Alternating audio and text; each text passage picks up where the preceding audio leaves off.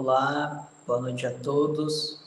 Sejam bem-vindos a mais uma noite de estudos do Evangelho, através do Centro Espírita Os Samaritanos de Jesus.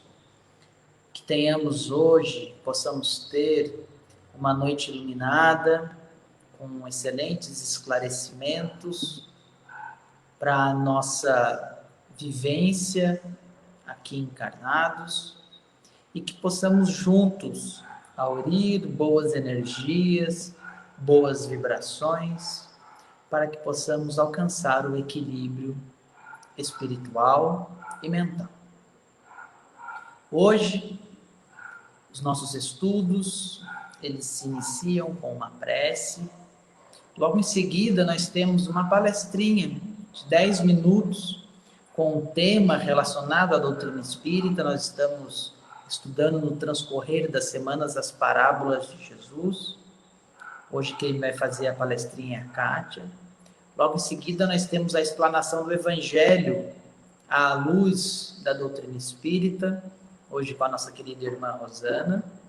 Depois do estudo do Evangelho, nós passamos às vibrações, a corrente médica de Dr. Bezerra de Menezes. É um momento em que nós vamos elevar nossos pensamentos, nós vamos receber boas energias da espiritualidade amiga que vai visitar cada um em sua casa, conforme a ligação que nós podemos fazer com o plano espiritual. E ali a espiritualidade amiga pode fazer cura, pode nos auxiliar, pode auxiliar irmãos desencarnados que às vezes estão ali conosco. E, enfim, é um momento de iluminação e reflexão interior. Então, vamos todos juntos, neste momento, para a nossa prece. Vamos elevar nosso pensamento a Jesus, aos amigos e benfeitores espirituais, para que eles nos assistam nessa noite, que possamos receber essas energias, esses ensinamentos do Cristo, com os corações dóceis, que essa semente possa cair em nossos corações e possa ser fertilizada, cultivada e produzir frutos para o nosso melhoramento e de todos os nossos irmãos que nos circundam. Obrigado, Jesus, pela oportunidade da vida, que assim seja.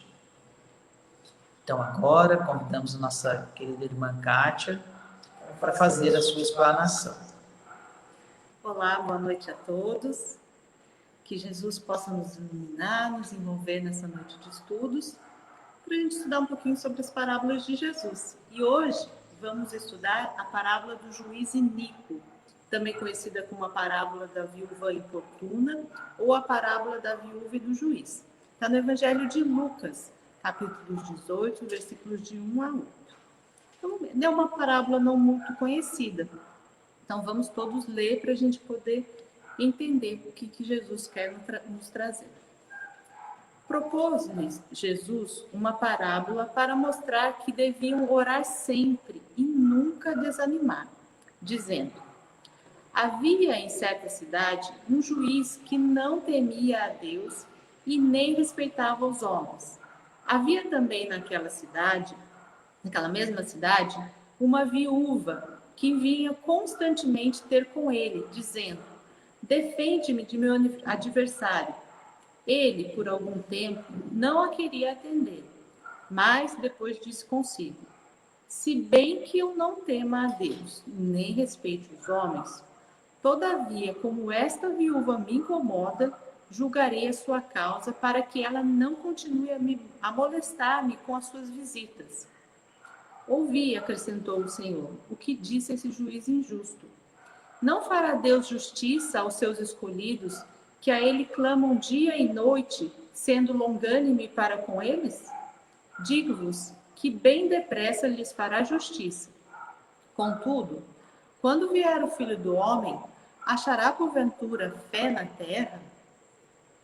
Então, queridos amigos, essa foi a parábola que Jesus trouxe para os seus discípulos. tem duas palavras que são um pouco incomuns, né, no nosso vocabulário. Iníquo, que quer dizer aquele que é contrário à equidade, ao que é justo, que é o injusto. Mal, perverso, malévolo. Então, essas são algumas das qualidades, né, das características do juiz trazido na parábola de Jesus. E longânime, que ele coloca como um atributo de Deus, como uma qualidade de Deus. Altruísta, que representa ou possui generosidade, que é generoso e bondoso, que tem grandeza de ânimo, que é generoso. Conformado, que demonstra paciência.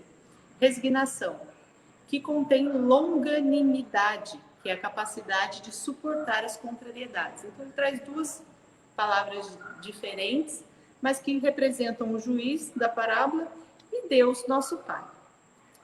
Então, vamos lá. As duas personagens principais dessa parábola. Primeiro é o juiz. Jesus traz esse juiz como uma pessoa egoísta, desprezível. Ele é um homem contrário a Deus, que não respeita a Deus e também não tinha qualquer respeito, qualquer apreço, qualquer consideração pelas pessoas. Então, realmente uma pessoa desprezível, egoísta ao extremo. Ele também não tinha qualquer reverência para com Deus. Isso quer dizer que nos julgamentos, no trabalho, no seu dia a dia, ele não se preocupava em fazer o que era moralmente correto, o que se esperava de um juiz. O que nós esperamos hoje de um juiz, de um magistrado, é que ele seja imparcial e resolva tudo com equidade. E naquela época também, e não era isso o caso desse juiz. E ele também não respeitava as pessoas, ou seja, ele não dava importância para o que as pessoas pensavam dele. Então, ele era muito, muito egoísta. A outra personagem é a viúva. A viúva, a gente precisa ter um cuidado, um carinho, para a gente entender qual que é o papel dela dentro dessa pequena história que Jesus nos traz.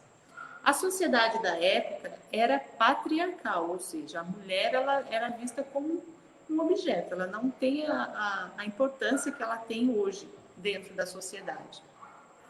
E as mulheres, meninas, né, muito novas, a partir dos 10 anos de idade, segundo os costumes da época, elas eram entregues aos maridos, né, nos casamentos arranjados. E elas tinham a função principal de procriar, de ter filhos e cuidar da casa. Então a mulher tinha uma função, um papel muito irrisório na sociedade daquela época. E quando elas ficavam viúvas, quando os maridos morriam, lembrando que a faixa etária daquela época de... Fugiu a palavra agora, mas eles tinham costumavam morrer mais cedo do que a gente vê hoje. Hoje, 100, 90 anos. Naquela época era bem menos, 40, 50 anos. E as mulheres, quando ficavam viúvas, herdavam as dívidas dos maridos. E daí, para pagar as dívidas, muitas vezes elas eram feitas como escravos ou entregavam os filhos para servirem os credores dos maridos. E elas também herdavam o direito de ir ao tribunal. Então, as mulheres não podiam comparecer ao tribunal, mas quando ficavam viúvas e tinham alguma pendência, algum litígio, elas poderiam comparecer ao tribunal. E na maioria das vezes elas viviam em situações precárias, passavam necessidade mesmo por conta do contexto social daquela época. Então, essa é a viúva da história. E o contexto histórico em si. Lucas traz para a gente essa parábola no capítulo 18, é a primeira parábola do capítulo 18. E no capítulo anterior do Evangelho de Lucas, ele traz alguns ensinamentos e no finalzinho do capítulo 17, ele traz a vinda do reino.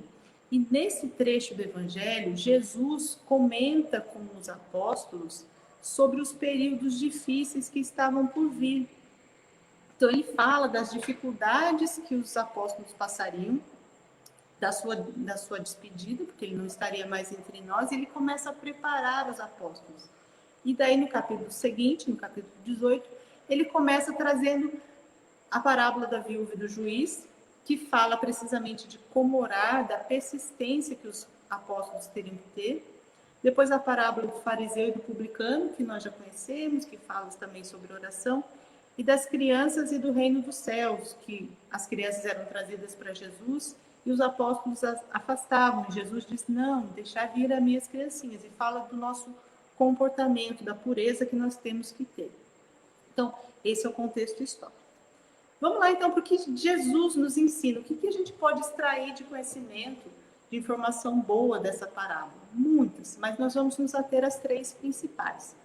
A primeira é que nós devemos orar constantemente, de modo perseverante, sem esmorecer, mesmo que sejamos submetidos a uma longa espera. Então, a gente precisa entender para não fazer a coisa errada, não ficar simplesmente esperando. Fiz uma oração pedindo e esperando que venha a solução dos meus problemas. Então, isso nunca vai acontecer.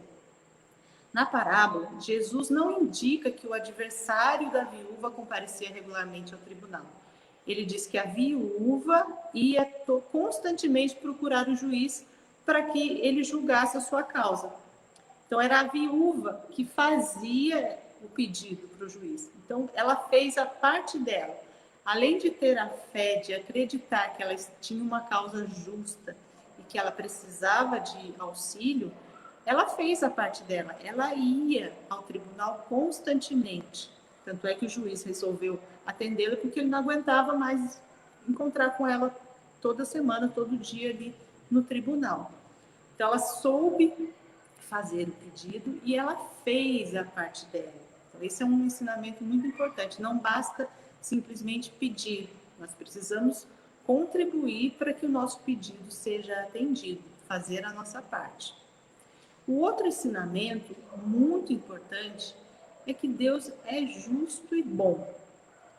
Jesus diz assim, que se um juiz ímpio, perverso, egoísta, fez justiça, ele julgou de forma justa a causa daquela mulher, daquela viúva, quanto mais não fará Deus, que é justo e bom em prol do seu povo escolhido, que ora a Deus, a Ele, dia e noite. Então, é uma máxima que nós devemos guardar no nosso coração, de uma forma bem verdadeira e muito sincera e muito raciocinada, entendida. Deus é soberanamente justo e bom. Tudo que acontece aqui na Terra é por permissão de Deus. Então, se acontece algo, é justo e é bom. Então, a finalidade de tudo que nos acontece é sempre boa. Nós precisamos ter isso em mente e acreditar e saber que isso é bom.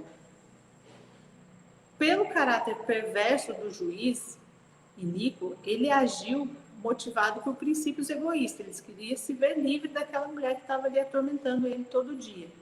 Mas Deus age por amor a seus filhos. Então, é um ensinamento que nós devemos guardar para sempre. Deus é justo e bom e quer só o nosso melhor. E um outro ensinamento muito importante é a questão do tempo de Deus. Está assim na parábola. Não fará Deus justiça aos seus escolhidos, que a Ele clamam dia e noite, sendo longânime para com eles? Digo-vos que bem depressa lhes fará justiça.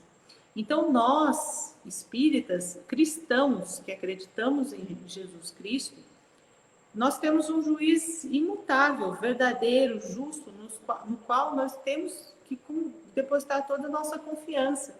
Nós temos que desenvolver a nossa fé, que é Deus. É o nosso Pai de amor e justiça. E Deus conhece todas as coisas. Ele criou o universo, Ele sabe de tudo.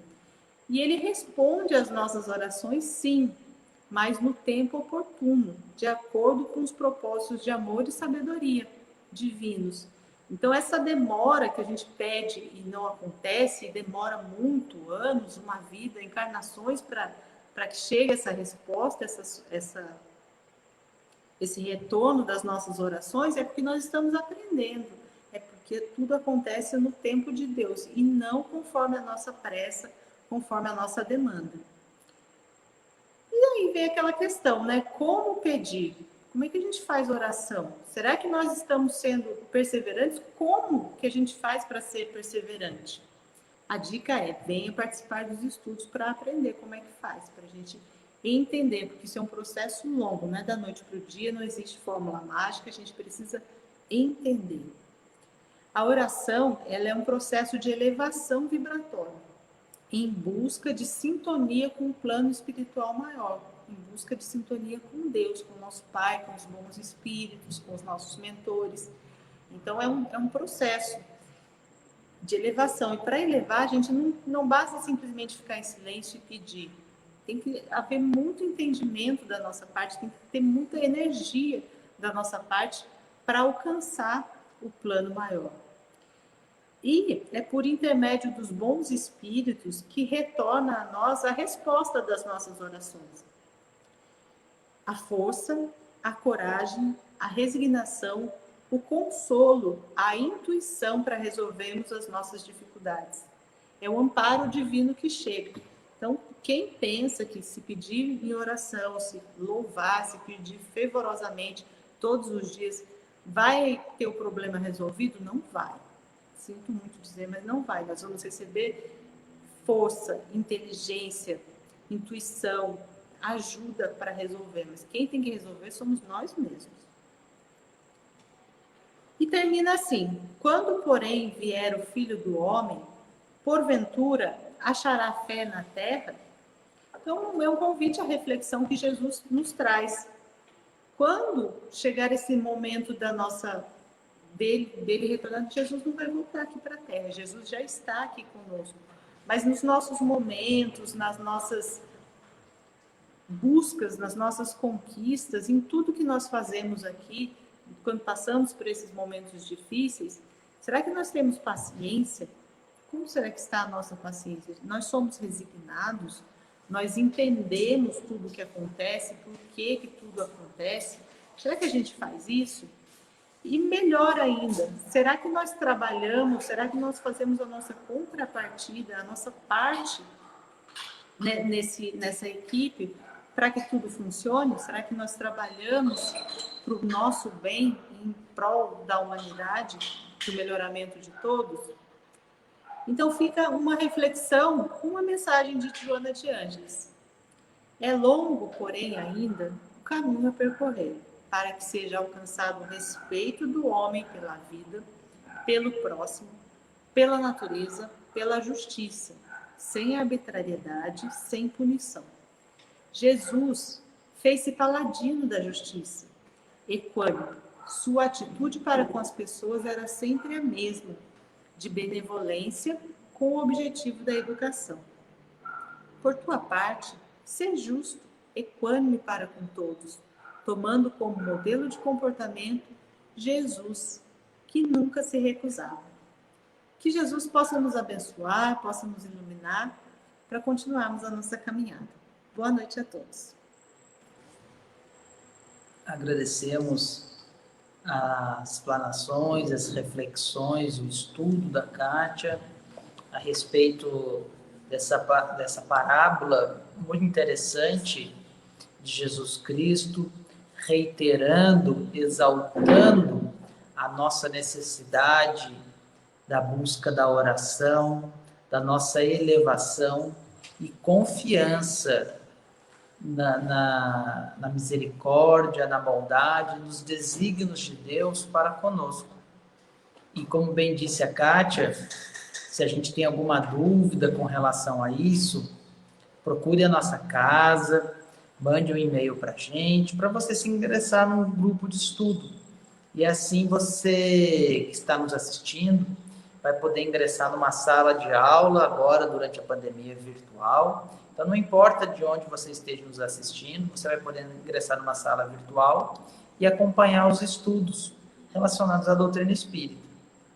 Então, dando continuidade agora para o nosso estudo do Evangelho segundo o Espiritismo, convidamos a Rosana para fazer as suas reflexões a respeito do seu tema da noite. Boa noite a todos, que Jesus nos abençoe. Hoje eu vou falar sobre o capítulo 10, item 11 e 13 do Estudo do Evangelho. Não julgueis para não seres julgados. É muito alinhado com a palestra anterior. E essa palestra começa com o episódio onde Jesus onde Jesus ele pregava, né, juntamente com no templo, né, ele sempre chegava cedo, né, e todo o povo vinha ter com ele, e assentando-se, Jesus os ensinava, né? Só que de repente, né, os escribas e fariseus trouxeram-lhe uma mulher apanhada em adultério. E pondo no meio, disseram-lhe: Mestre, essa mulher foi apanhada no próprio ato, adulterando. E na lei nos mandou Moisés que tais sejam apedrejadas. Tu, pois, que dizes? Isso diziam eles, tentando-o, para que tivesse de que o acusar. Mas Jesus, inclinando-se, escrevia com o dedo na terra calmamente. E como insististes em perguntar-lhe, endireitou-se e disse-lhes: Aquele dentre vós que está sem pecado, seja o primeiro que atire a pedra contra ela. E tornando a inclinar-se, escreveu na terra. Porém, ouvindo eles isso, e acusados pela consciência, saíram um a um, começando pelos mais velhos até os últimos. Ficaram só Jesus e a mulher que estava no meio. E endireitando-se Jesus e não vendo ninguém mais do que a mulher, disse-lhe: Mulher, onde estão aqueles que teus acusadores? Ninguém te condenou? E ela disse: Ninguém, Senhor. E disse-lhe Jesus: Nem eu também te condeno. Vai e não peques mais. A lei do apedrejamento da mulher adúltera é uma das leis mais injustas na história da humanidade. Pois para haver adultério são necessários um homem e uma mulher, correto? Porém, só a mulher era apedrejada. Essa lei não é divina. Essa lei não faz parte da lei divina. Deus não comete erros. As demais leis promulgadas por Moisés foram leis adequadas ao grau de evolução de um povo, né? Aquele povo que era um povo ainda muito arcaico moralmente, né? Então as leis tinham que ser rigorosas, inflexíveis e até cruéis em certos pontos, né? Para manter, e a tentativa de Moisés foi manter a unidade dos seus membros pelo temor. E aí vemos Jesus, naquele momento, ouvindo as perguntas, né? Percebendo a intenção do grupo presente de conseguir um motivo para acusá-lo de desrespeitar a lei mosaica. Jesus vê a mulher aterrorizada, né? Sabendo o que esperava, porque conhecia a lei, sabia que ela era uma lei justa e cruel. Mas ele não se altera. Né? Não se horroriza, não acusa ninguém, não tenta convencê-los a mudar de ideia, nem de atitude. Chega a agachar-se para escrever com o dedo na terra, tranquilamente.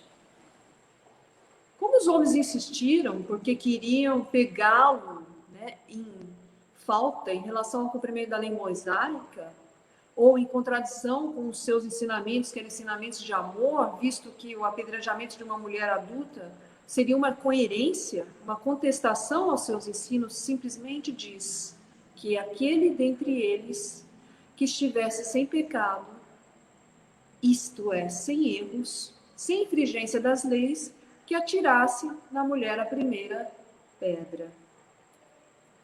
O espanto deve ter sido muito grande, né? Não havia nas palavras de Jesus nada que desrespeitasse a lei de Moisés, né? Nem coerência com os seus ensinamentos.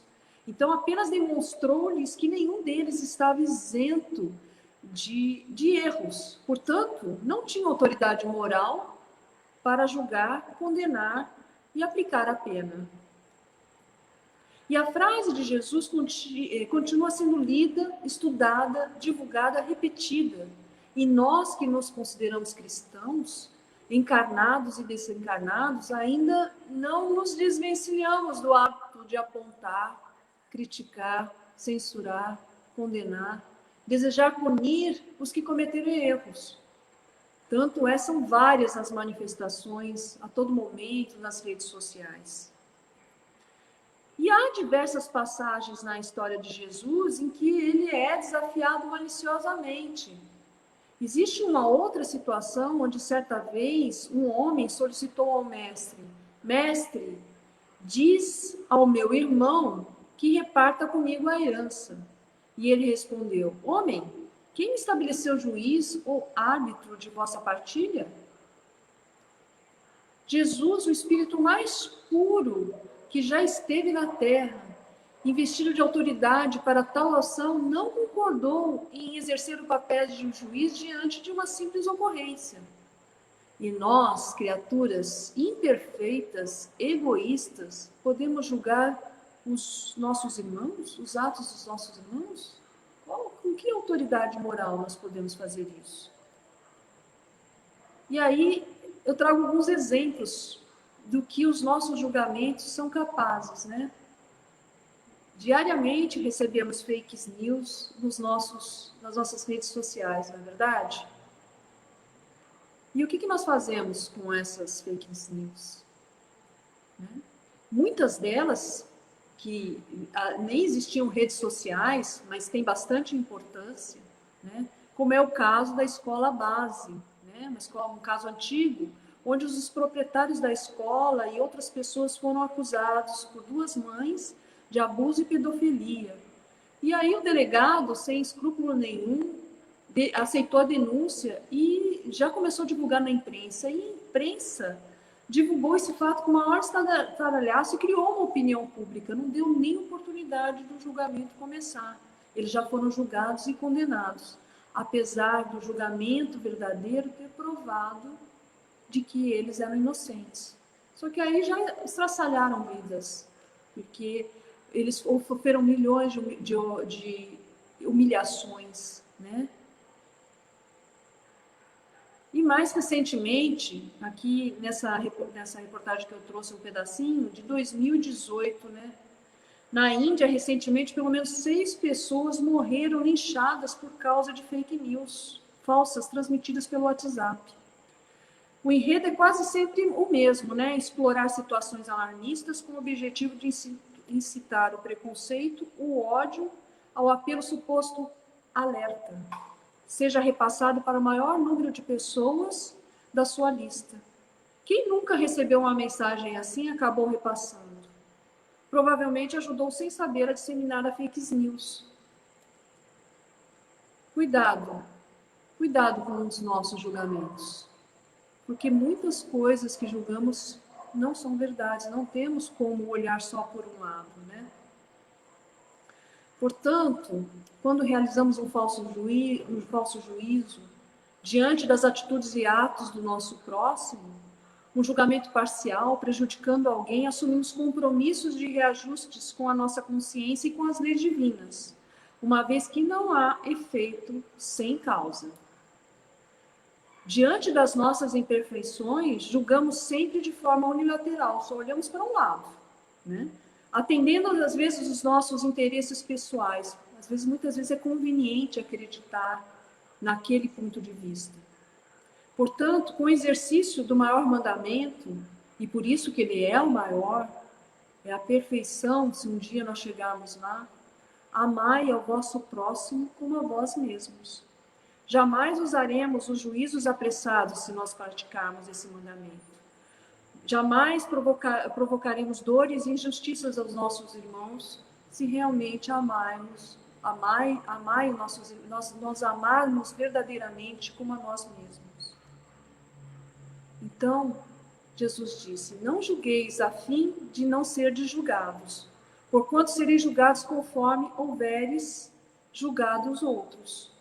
Empregar-se-á convosco a mesma medida de que vos tenhais servido para com outros. Isso está em Mateus. Não devemos julgar com mais severidade os outros do que julgamos a nós mesmos, nem condenar os outros aquilo que nos absolvemos. Como frequentemente fazemos isso, né? Antes de reprovar alguém, considere se a mesma reprovação não nos pode ser aplicada. Jesus deixa bem clara a necessidade que todos têm de indulgência, visto sermos espíritos em desenvolvimento, sujeito, pois, a enganos e omissões. Quando aceitamos, muitas vezes, algum erro que cometemos, o que nem sempre é feito, mas quando fazemos isso, muitas vezes encontramos sempre motivos para explicar ou justificar nossas atitudes e ações. Mas quando é do nosso semelhante, somos exigentes, somos críticos, somos severos aos erros deles. Pior ainda é quando nos defendemos de alguma censura ou crítica de alguém, acusando esse alguém de outras falhas que não tem nada a ver com o assunto, né? E é como se fosse querer jogar uma cortina de fumaça, para não aparecer nos nossos erros, mostrando o erro dos outros. Um absurdo. É o sujo falando do mal lavado, né? Eu acho que vocês já ouviram esse dito popular, né?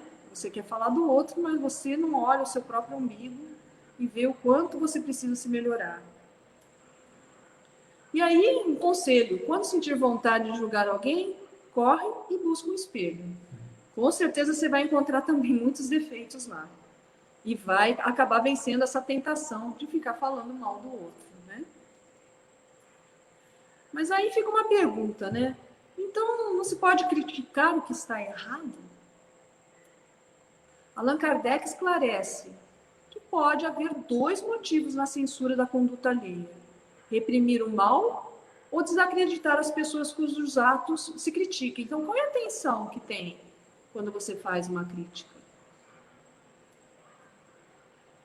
Você quer criticar uma pessoa para desacreditá-la, para humilhá-la, né? Por maledicência ou por maldade? Aí você está realmente demonstrando uma imperfeição moral. Você tem que olhar qual é o motivo, qual é a sua motivação. Se você age assim, você tem que reeducar seus sentimentos e emoções, partindo do reconhecimento das suas falhas e ir se aprimorando, né?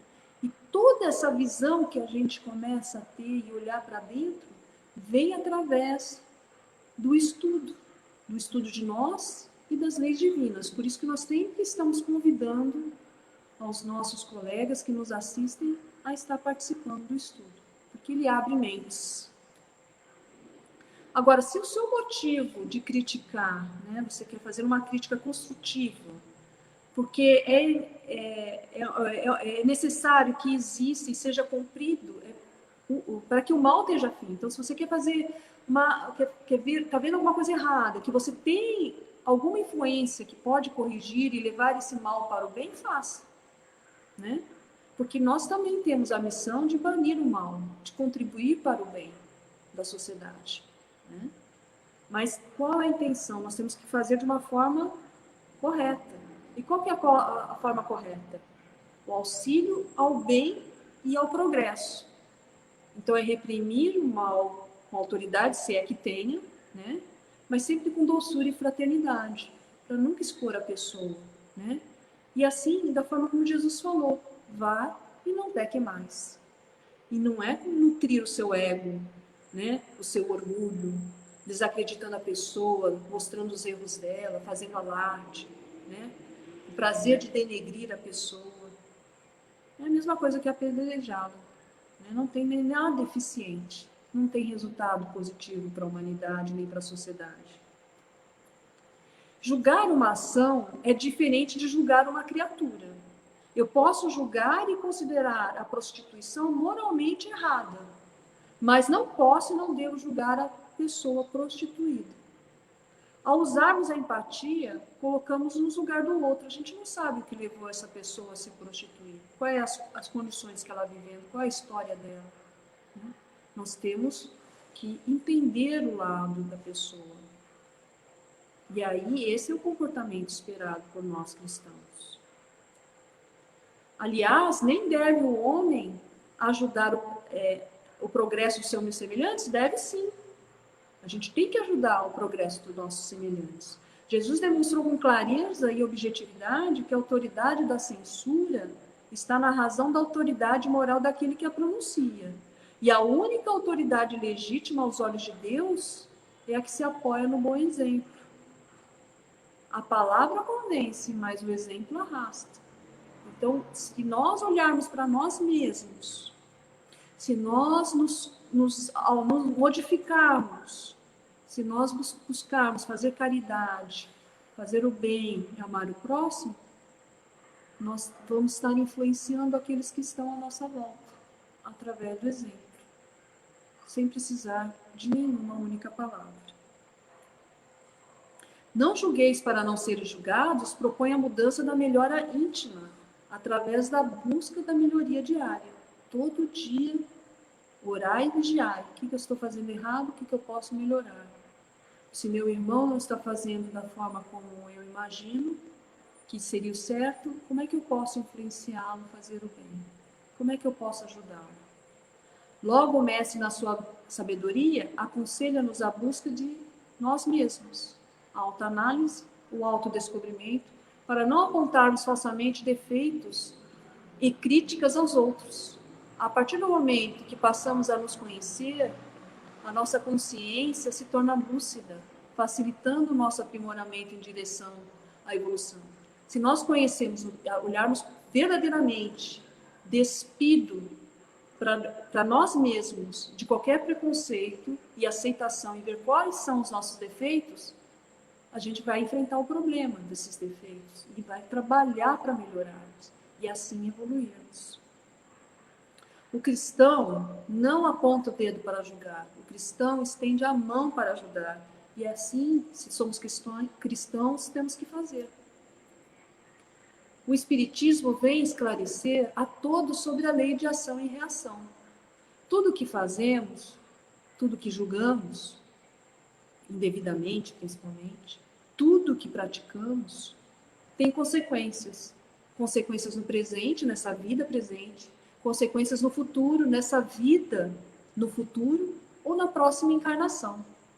E aquilo que não é atingido pelos tribunais da Terra não escapa à aplicação da justiça divina. Por isso temos a reencarnação, tudo aquilo que o espírito infringe, as leis divinas e não repara, nas próximas encarnações o espírito irá reparar. Ser espírita não é ser nenhum religioso, é ser cristão. Não é ostentar uma crença, é vivenciar a fé sincera. Não é ter religião especial, é deter uma grave responsabilidade. Não é superar o próximo, é superar a si mesmo. Não é construir templos de pedra, é transformar o coração em templo eterno. Então sejamos espíritas, sejamos cristãos e que possamos ajudar nosso irmão com o nosso exemplo. É isso que eu tinha para falar hoje para vocês e que Jesus nos abençoe.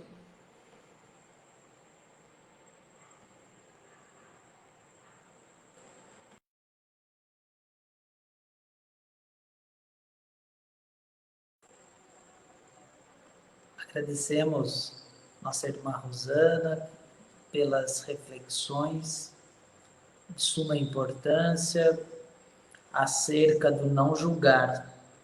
E hoje realmente tivemos uma dose aí dupla de um tribunal sob a luz do cristianismo, né? Falando de julgamento, de juiz, de ações, de condutas, mas o sumo, o cerne, o ponto fundamental disso tudo gira em torno da oração, por parte da palestrinha, e do não julgar o próximo, né? De compreender que todos nós cometemos erros, todos nós nos equivocamos em nossos atos e que todos nós precisamos da misericórdia e da bondade de Deus. Então, realmente são lições muito proveitosas, muito importantes, e que, uma vez que coloquemos em prática tudo isso, realmente poderemos seguir um pouquinho os ensinamentos do Cristo. E agora, gente, vamos fazer nossas vibrações. O momento das vibrações é o momento em que nós vamos criar boas energias através do auxílio dos nossos benfeitores. Como é que funciona? A partir do momento em que a gente fecha os olhos, a gente se concentra, a gente busca esses bons pensamentos, nós entramos em comunicação com o plano mais elevado. E a partir do momento em que nós entramos em comunicação, em sintonia, na mesma vibração do plano mais elevado, os bons espíritos aproveitam essas energias boas, eles a recolhem e levam para dentro dos nossos lares, para outros lugares, para pessoas que estão necessitando, sejam encarnadas e desencarnadas. Então, por isso que o momento de vibração ele é tão importante, porque é o momento em que a gente produz algo de bom, não só para a gente, ou para os nossos familiares, mas para toda a nossa cidade, para o nosso estado, para o nosso orbe terrestre. Em tempos difíceis, como nós vivemos hoje, criar uma boa vibração, uma boa energia é fundamental. Para quê? Para elevar a vibração do nosso planeta Terra. Então, olha só como todos nós temos uma responsabilidade diante deste momento.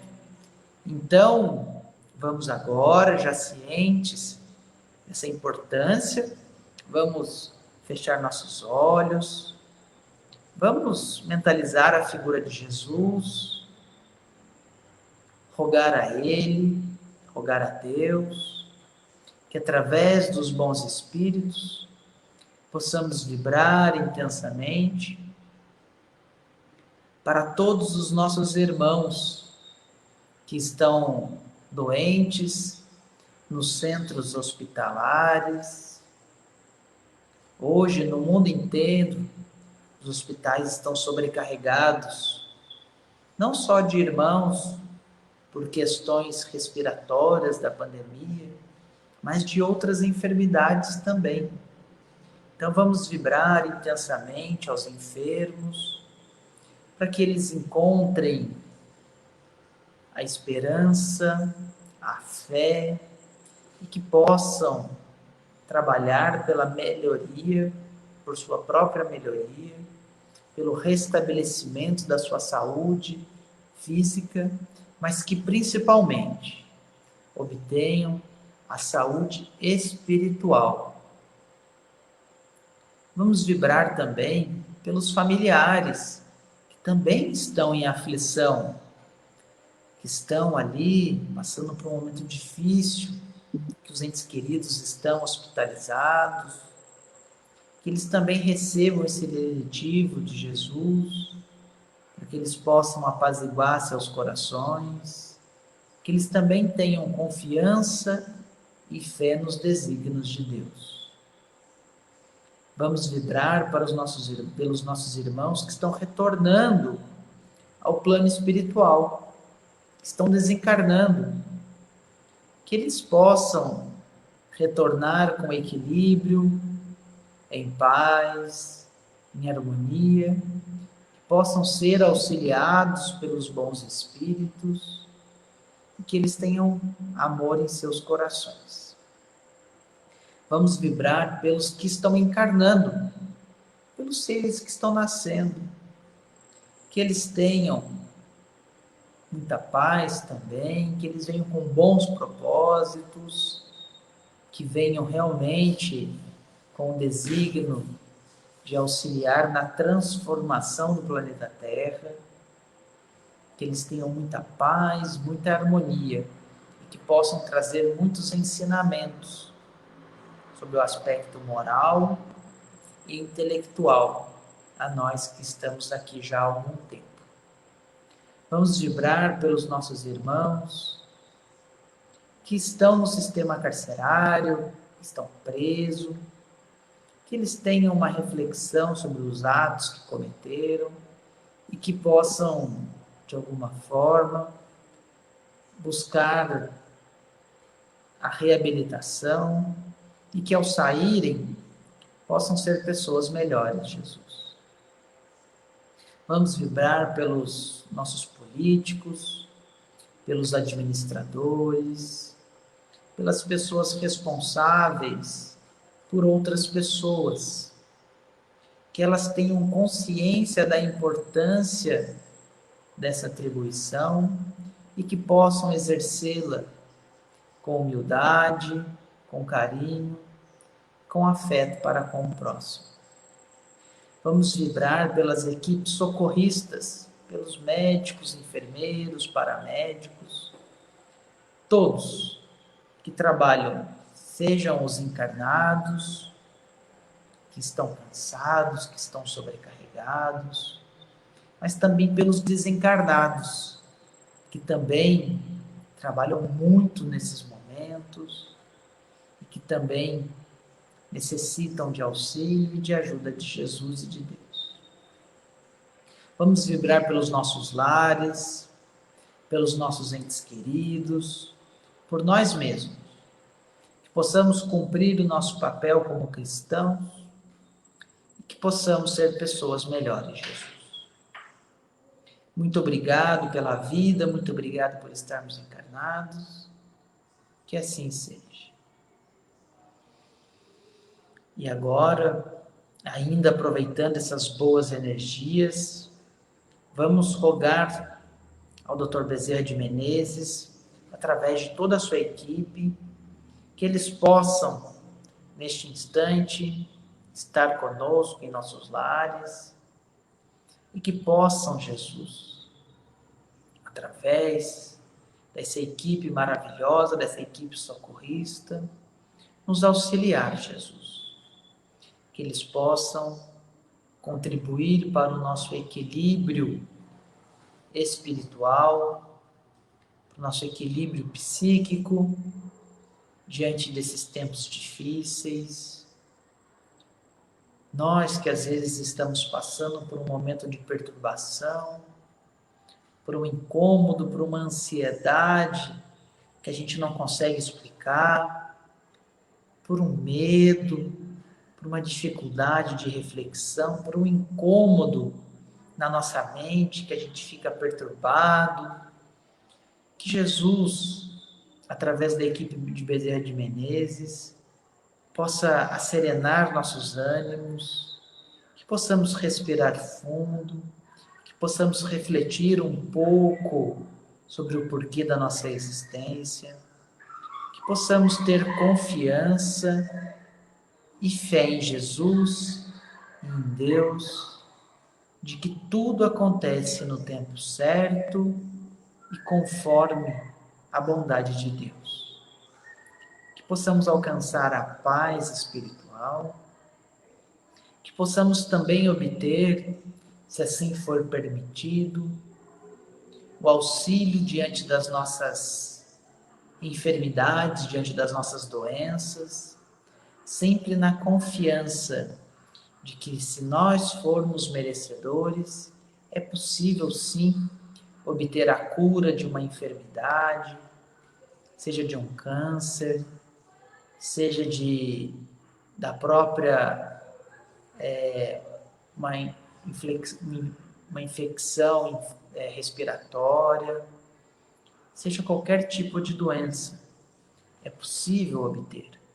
Mas desde que primeiro recuperemos o nosso espírito, porque o espírito é que transfere tudo para o nosso corpo físico, até mesmo o fortalecimento do nosso sistema imunológico.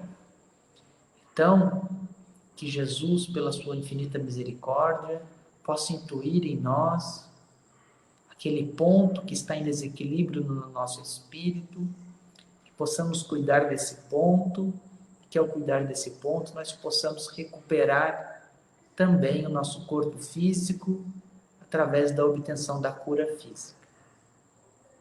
Obrigado, Jesus, obrigado, queridos irmãos. Que o nosso Deus Pai possa amparar e iluminar sempre vocês. Obrigado, Deus, que assim seja. Pois então, gente, chegamos ao final dessa noite de reflexões do Evangelho de Jesus. Agradecemos a presença de todos aqui conosco. Você que está assistindo essa gravação amanhã mais tarde, que Jesus possa amparar e iluminar a todos. E sempre lembrando, se você quiser se aprofundar nos estudos, nos conceitos espírita cristãos, que possa aqui mandar um e-mail para o contato@samaritanos.com.br, deixa ali seu telefone, seu nome, que alguém da nossa equipe vai entrar em contato com você, seja através de uma ligação ou do WhatsApp, para você ser inserido num grupo de estudo. Tudo bem? Boa noite a todos, que Deus nos abençoe e até a próxima semana. Muita paz, muita luz, que assim seja.